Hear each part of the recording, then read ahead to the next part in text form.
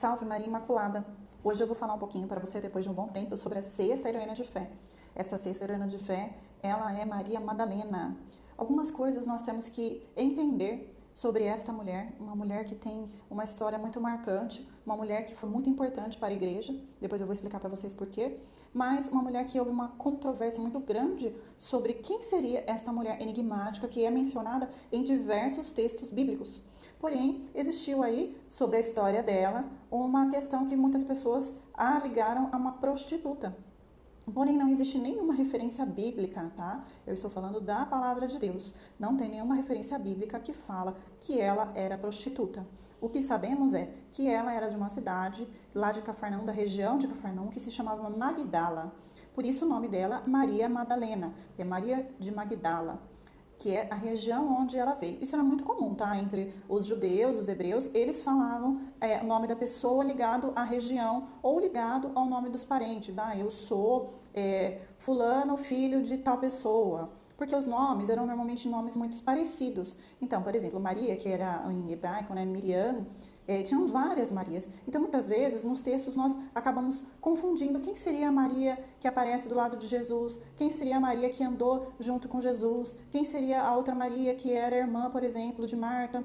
Então, muitas vezes se confundem os papéis, tá? Por isso que é muito importante deixar claro que nenhum texto bíblico faz menção que a mesma Maria Madalena é a prostituta, aquela que secou os pés de Jesus com os cabelos, aquela que colocou perfume na cabeça de Jesus, aquela pecadora que ficou aos pés de Jesus, que era uma prostituta. Não existe nenhuma informação que seja da Igreja Católica afirmando que Maria Madalena era prostituta, como algumas pessoas dizem, tá bom? Isso é uma tradição que foi vindo, algumas pessoas, alguns teólogos estudaram e falaram que ela seria essa prostituta, a mesma mulher, justamente porque existe claramente a referência de que Jesus libertou de Maria Madalena 7 demônios. Então, como o número 7, ele é ligado ao infinito, quando Jesus fala perdoar 7 vezes 7, quer dizer o quê? Perdoar sempre, perdoar infinitamente, assim como ele é misericordioso, né? Nós também temos que ser.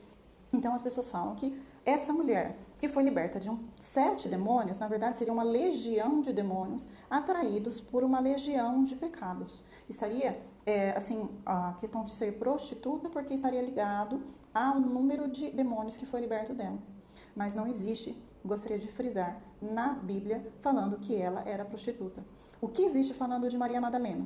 Que ela foi liberta por Jesus e após essa libertação, ela seguiu o Mestre em todos os lugares, inclusive no Calvário. Ela estava lá junto com Maria, a mãe de Jesus, e outras mulheres. A palavra também fala que algumas mulheres financiavam, auxiliavam de forma financeira os discípulos e Jesus. E dentre essas mulheres estava Maria Madalena. Então, acredita-se que ela era uma mulher de posse, porém não sabe se ela tinha muito dinheiro, se ela se financiava de forma ajudando com os trabalhos, ou se era a parte de financeira, mas acredita-se, tá, que ela tinha uma questão de posse, não se sabe de onde veio, tá? Isso eu quero deixar bem claro para vocês, porque muitas vezes nós lemos algumas coisas na internet e aí a gente fala, nossa, ela era isso, ela era aquilo. Não, aqui está bem claro na palavra de Deus quais são as características desta mulher. E qual a característica dela que eu gostaria de frisar para você hoje? A característica da fidelidade, da gratidão a Deus. Veja, ela foi liberta daqueles demônios e ela seguiu a Jesus. Aonde ele ia, ela estava junto. Ela ficou aos pés da cruz junto com a mãe de Jesus. Ela foi no túmulo. Ela foi a primeira que foi testemunha e anunciadora, olha que importante, da ressurreição de Jesus. E aí vem mais uma questão de tradição da Igreja Católica, que é falando que Maria seria uma das discípulas de Efésios, que foi alguns momentos que foi as primeiras comunidades de Efésios. Diz a tradição, tá, da Igreja, que Nossa Senhora, junto com Maria e o apóstolo João, foram evangelizadores em Éfeso.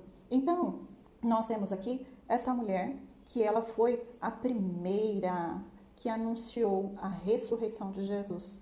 Isso é um exemplo para nós. A cruz não é o fim, a cruz é o começo. Então, nós temos que seguir o exemplo de Maria Madalena. Nós temos que anunciar o Jesus que está vivo. É importante, muito importante, nós dizermos para todas as pessoas que ele morreu por nós. Isso é muito importante, gente. Mas nós temos que lembrar que ele venceu a morte por nós. Então, nós temos que sermos anunciadores desta vitória da cruz.